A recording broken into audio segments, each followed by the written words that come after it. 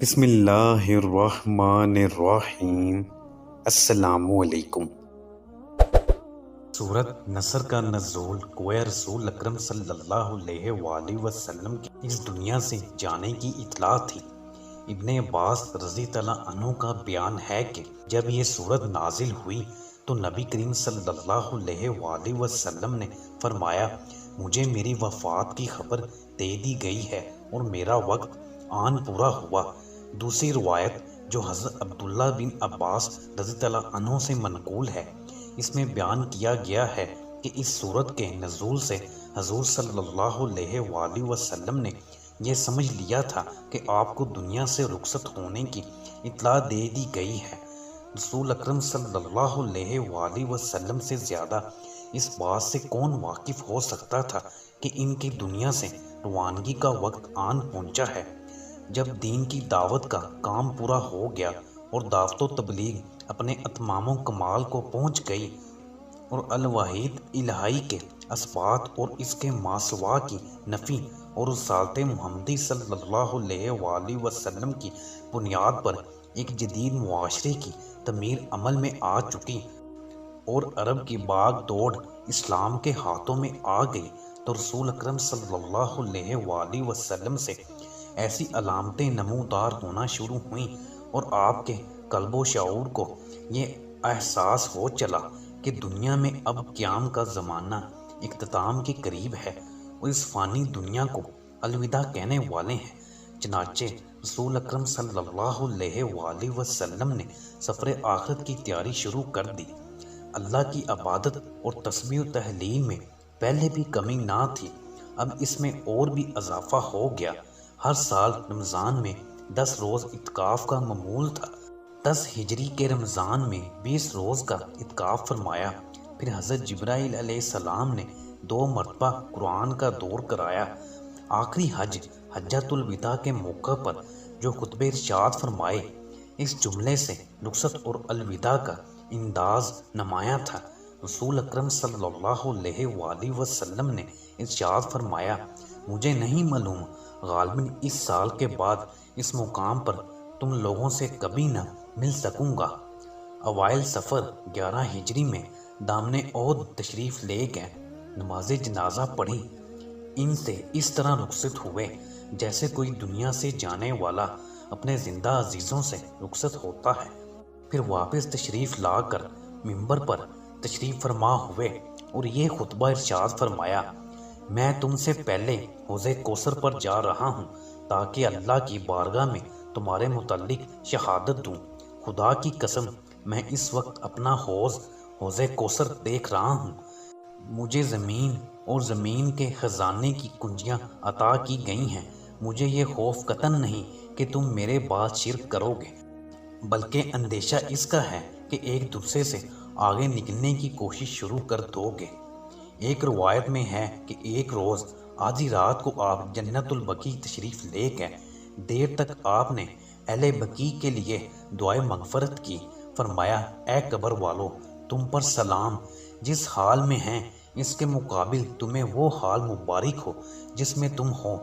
فتنے طریق رات کے ٹکڑوں کی طرح ایک کے پیچھے ایک چلے آ رہے ہیں اور بعد والا پہلے والے سے زیادہ برا ہے۔ اس کے بعد یہ کہہ کر اہل قبور کو بشارت دی کہ ہم بھی تم سے آ ملنے والے ہیں۔ پھر ایک خطبہ ارشاد فرمایا جو آپ کی حالت صحت میں آخری خطبہ سمجھا جاتا ہے۔ فرمایا، مسلمانوں مرحبا، اللہ تمہیں اپنی رحمت کے سائے میں رکھے، تمہاری شکستہ دلی دور فرمائے، تمہارا معاون دستگیر ہو، تمہیں رزق اور برکت دے، تمہاری مدد کرے، عزت و رفعت سے سرفراز رکھے، امن و عافیت سے شاد کام فرمائے۔ میں تمہیں تقوی کی وصیت کرتا ہوں، اللہ ہی کو تمہارا وارث بناتا ہوں، اسی سے ڈراتا ہوں کیونکہ میں نذیر مبین ہوں۔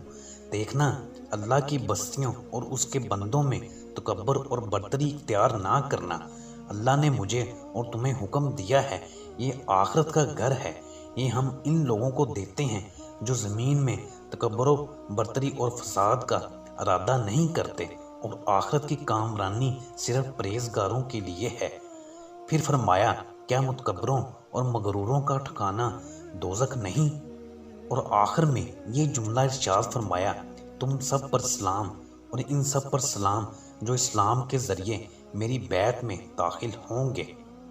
ماہ سفر کے آخری یوم میں ایک جنازے میں رسول اکرم صلی اللہ علیہ وآلہ وسلم تشریف لے گئے تو بقیع سے واپسی پر راستے ہی میں درد سر شروع ہو گیا اور حرارت اتنی تیز ہو گئی کہ سر پر جو پٹی باندھی ہوئی تھی اس کے اوپر سے محسوس کی جانے لگی۔ اس روز ازواج مطہرات میں سے حضرت میمونہ رضی اللہ عنہا کے ہاں قیام کی باری تھی۔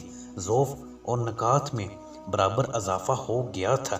یہ آپ کے مرض الموت کا آغاز تھا، مگر آپ مسجد میں اسی حالت مرض میں برابر نماز ادا کرتے رہے، یہاں تک کہ ذوف میں اضافے کے باعث بغیر سہارے کے چلنا دوبر ہو گیا۔ اسی اثناء میں آپ ازواج مطہرات سے پوچھتے رہتے کہ میں کل کہاں رہوں گا، میں کل کہاں رہوں گا۔ ازواج مطہرات آپ کے مقصود کو سمجھ گئیں اور اجازت دے دی کہ آپ جہاں چاہیں رہیں، تو آپ حضرت عائشہ رضی اللہ عنہا کے مکان میں تشریف لائے، اس حالت میں کہ ایک طرف حضرت عباس اور دوسری طرف حضرت علی نے جس میں عطر کا بیشتر بوجھ اٹھا رکھا تھا اور پائے اقدس زمین پر گھسیٹ رہے تھے۔ بخار اس قدر تیز تھا کہ آپ نے جو موٹی چادر اوڑھ رکھی تھی، صحابہ رسول کو اس کے اوپر سے شدید حرارت محسوس ہو رہی تھی۔ عبداللہ ابن مسعود نے عرض کیا، یا رسول اللہ صلی اللہ علیہ وآلہ وسلم، آپ کو تو شدید بخار ہے۔ آپ نے فرمایا، ہاں، مجھے اتنا بخار ہوتا ہے جتنا تمہارے دو آدمیوں کو۔ عرض کیا، یا رسول اللہ صلی اللہ علیہ وآلہ وسلم، آپ کا اجر بھی دوگنا ہوگا۔ فرمایا، اس ذات کی قسم جس کے قبضے میں میری جان ہے، روئے زمین پر کوئی مسلمان نہیں جسے مرض یا کسی اور وجہ سے تکلیف پہنچے اور اللہ اس کے گناہ اس طرح کم نہ کرتا ہو جس طرح خزاں میں درختوں کے پتے گرتے اور کم ہوتے ہیں۔ اس حالت میں بھی آپ نماز کے لیے مسجد تشریف لے جاتے رہے اور خود ہی نماز پڑھاتے رہے۔ آخری نماز جو آپ نے پڑھائی وہ مغرب کی نماز تھی۔ اس کے بعد غشی طاری ہو گئی۔ عشاء کا وقت ہوا تو دریافت فرمایا، نماز ہو چکی۔ عرض کیا گیا کہ سب کو حضور کا انتظار ہے۔ آپ نے لگن میں پانی بھروا کر غسل فرمایا، پھر اٹھنا چاہا کہ غش آ گیا۔ افاقہ ہوا تو پھر پوچھا، نماز ہو گئی؟ لوگوں نے وہی پہلا جواب دیا۔ آپ نے پھر غسل فرمایا اور جب اٹھنا چاہا تو غش آ گیا۔ پھر افاقہ ہوا تو پھر دریافت فرمایا، وہی جواب ملا۔ پھر سہ 12 وہی بات پیش آئی۔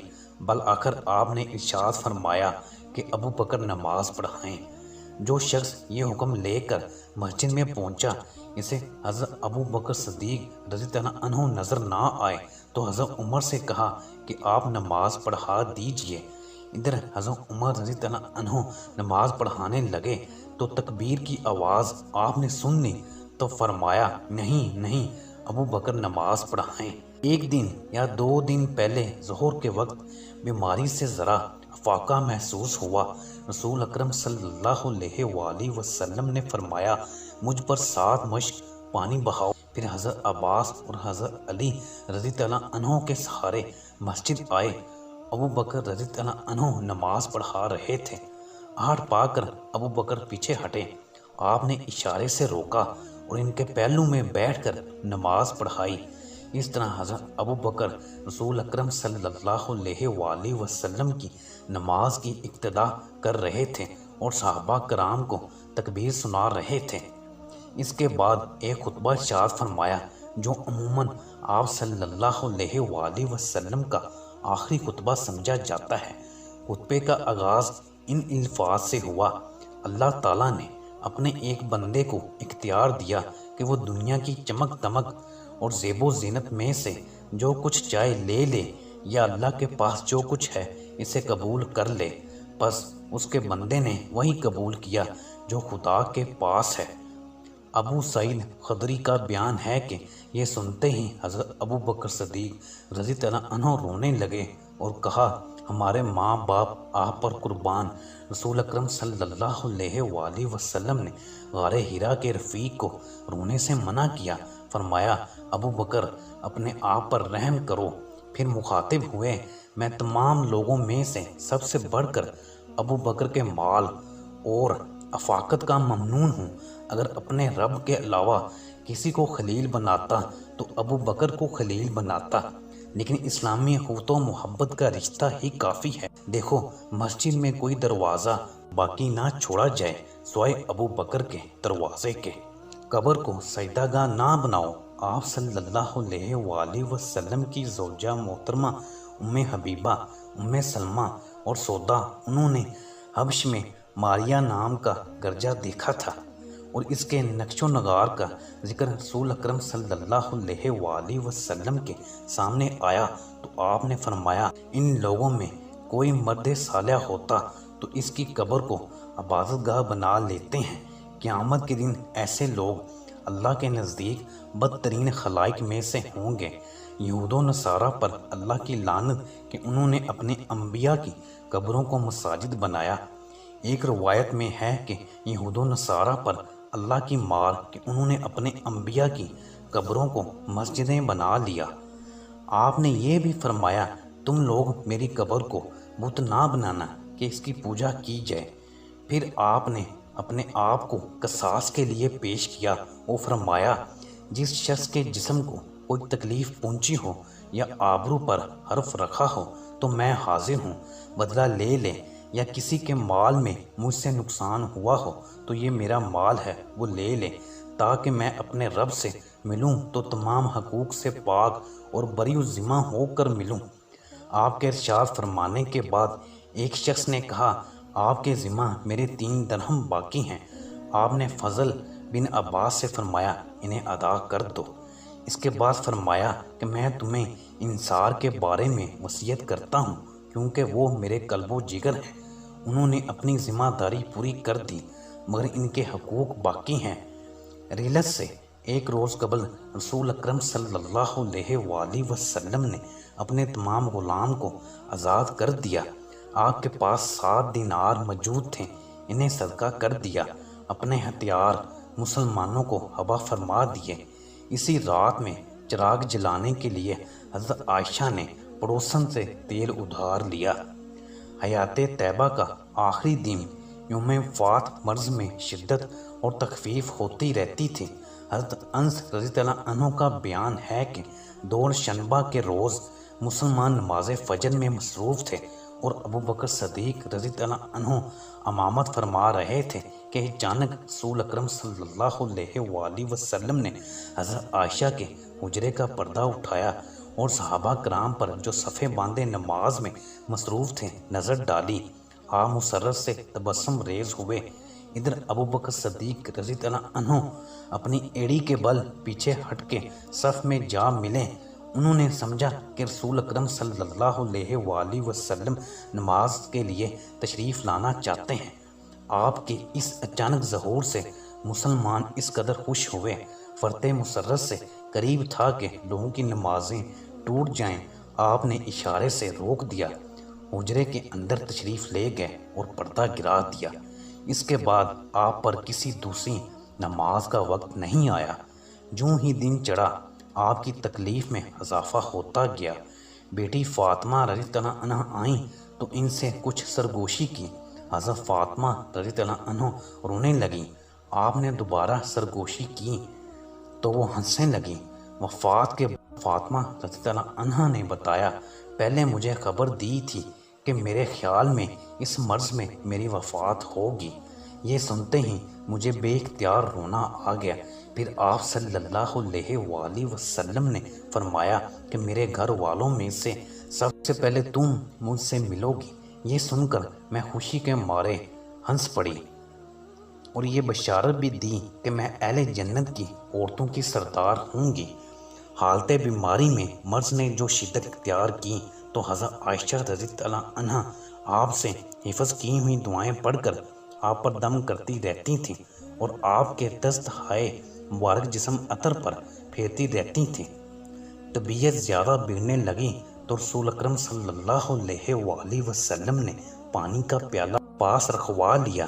اس میں ہاتھ تر کر کے چہرہ مبارک پر پھیرتے آپ کی اس شدت کرب کو دیکھ کر حضرت فاطمہ رضی اللہ عنہ فرتے غم میں پکار اٹھیں، وَأَقْرَبَ أَبَا، ہائے ابا جان کی تکلیف۔ رسول اکرم صلی اللہ علیہ وآلہ وسلم نے فرمایا، آج کے بعد تیرا باپ بے چین نہ ہوگا۔ رسول اکرم صلی اللہ علیہ وآلہ وسلم نے حسن اور امام حسین کو بلا کر چوما اور ان کے بارے میں خیر کی وصیت فرمائی۔ پھر ازواج مطہرات کو بلایا اور انہیں نصیحت کی۔ طبیعت نے شدت اختیار کی اور اس زہر کا اثر بھی ظاہر ہونے لگا جسے آپ کو خیبر میں دیا گیا تھا۔ رسول اکرم صلی اللہ علیہ وآلہ وسلم نے اس شدت مرض میں صحابہ کرام کو بھی وصیت فرمائی۔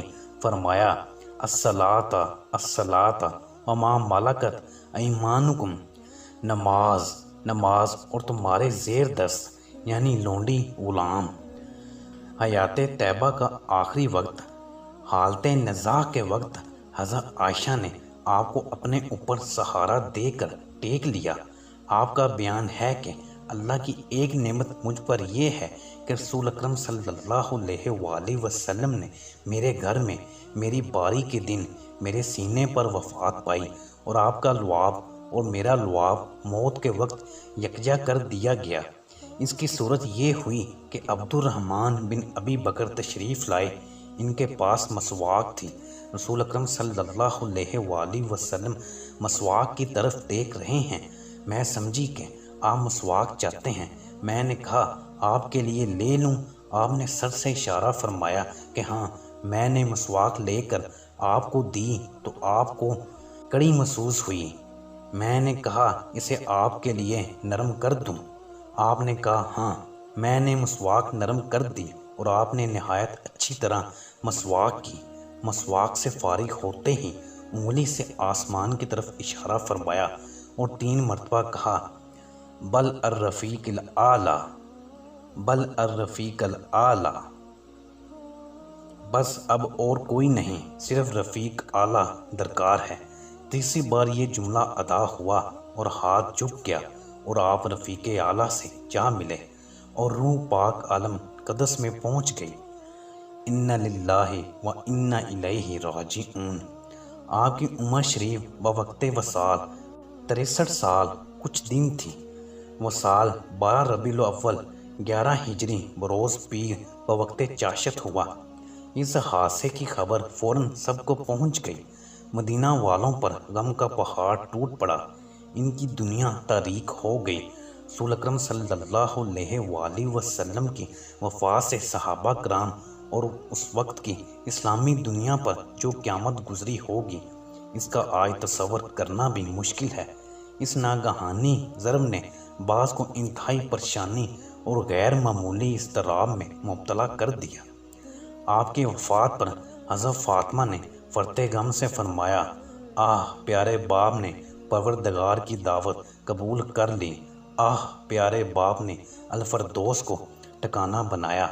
ہائے ابا جان، ہم جبرائیل علیہ السلام کو آپ کی وفات کی خبر سناتے ہیں، آہ پیارے باپ اپنے پروردگار سے کس قدر قریب ہو گئے۔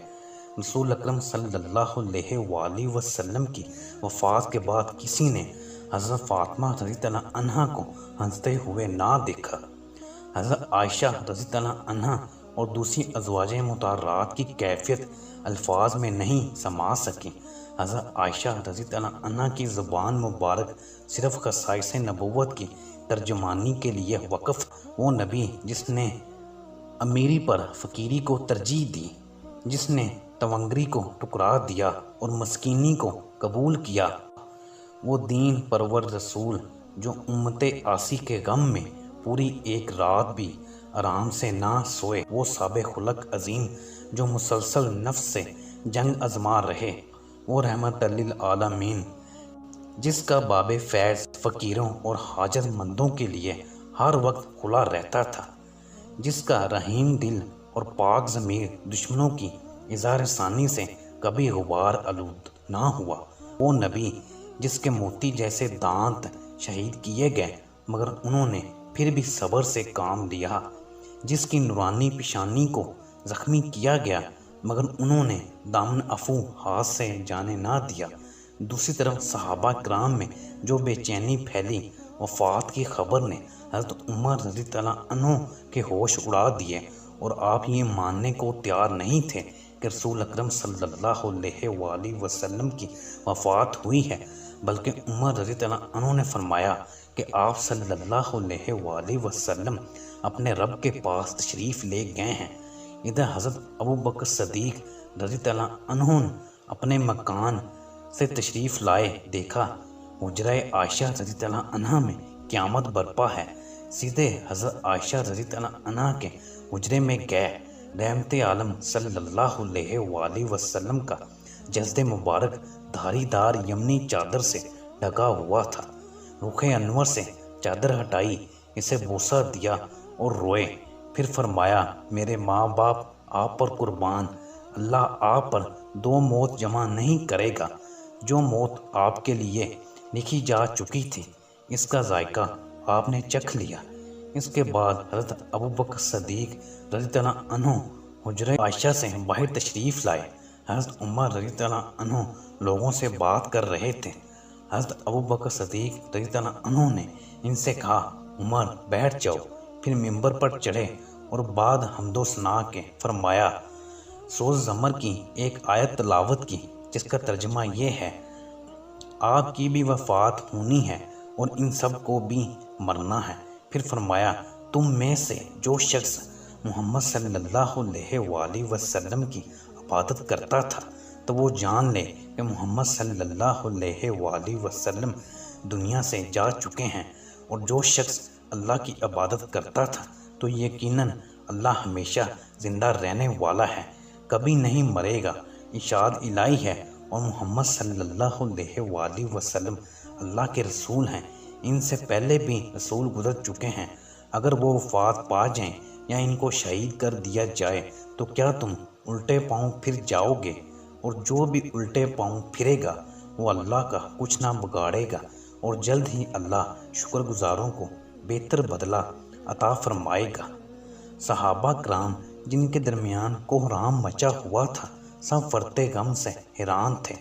حضرت ابو بکر صدیق رضی اللہ عنہ کے اس مختصر مگر جامع خطبے نے سب کو رسول اکرم صلی اللہ علیہ وآلہ وسلم کی وفات کا یقین دلایا، اور لوگوں کا بیان ہے کہ ہم لوگوں نے جانا ہی نہ تھا کہ اللہ نے یہ آیت نازل کی ہے۔